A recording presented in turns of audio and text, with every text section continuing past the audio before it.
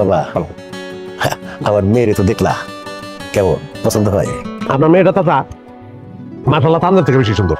আলহামদুলিল্লাহ। তো বাবা তোমার সাথে কোনো গার্জিয়ান আসে নাই? না কাজে না না, আমি একলাই। অসুবিধা নাই। কি কাজ করো?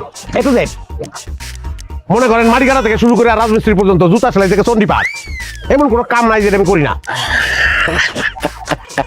তোমার রসবোধ খুব চমৎকার বাবা। তোমার পড়াশোনা কতদূর?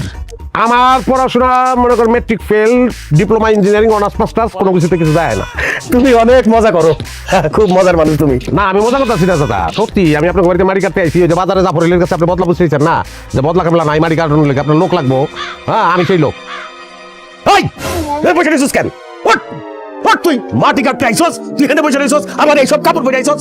হ্যাঁ ওঠ, এখানে বসে রইছিস আবার। পোশাক আশাকের সমস্যাটা কি আমি এটা বুঝতে পারছি না। শুনেন, আমার ছোটবেলা থেকেই আমি এরকম একটু পোশাক আশাকের ব্যাপারে সচেতন, সবসময় ফিটফাট থাকি। আপনি আমাকে গ্রামে খোঁজ নিলে জানতে পারবেন আমি নিজের সবসময় ফিট বাবু কই, মানছে সবাই আমার সদরঘাট বাবু। ভাই মানছি আপনার সদরঘাট বাবু কয় কি লিগা? ওই যে উপরে ফিটফাট, ভিতরে সদরঘাট। এই হাসি বন্ধ, এত হাসি কি হলো? তুই আমার চোখের সামনে থেকে যা, তোরে আমার আর সহ্য হইতেছে না। যা কইতেছি, তোর এইসব পোশাক পরা বাবু মার্কা কামলা আমার দরকার নাই। আমার দরকার লুঙ্গি গামছা পরা গাছ কামলা। আছে আছে আছে আছে, এই যে দেখেন, এই যে গামছা, এই যে লুঙ্গি। আমি লুঙ্গি গামছা পরে কাজ করি, কাজের পোশাক। আর এইটা হইলো আমার ব্যক্তিগত পোশাক। কাজ করে তারপরে এই পোশাকটা পরে ভালাই, অসুবিধা নাই। এই পোশাক পরে আমি কাজ করবো এবং কামলা হিসেবে ভালো। আমি এক কোপে যে পরিমাণ মাটি উঠাতে পারি, আপনার 5 জন কামলা ওই মাটি বহন করতে পারবো না। রে তোর চাপাবাজি বন্ধ কর। কাকা এখানে কিন্তু বদলার মতো পড়ছে, বলটা এখানে কামে।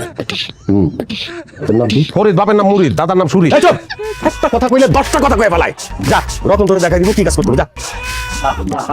এই, এই, নিয়ে যাও, ডাক্তার নিয়ে যাও। ঠিক আছে, আসে এইসব উদ্ভট জিনিস, আবার নাম রাখছে ঠিক বাবু।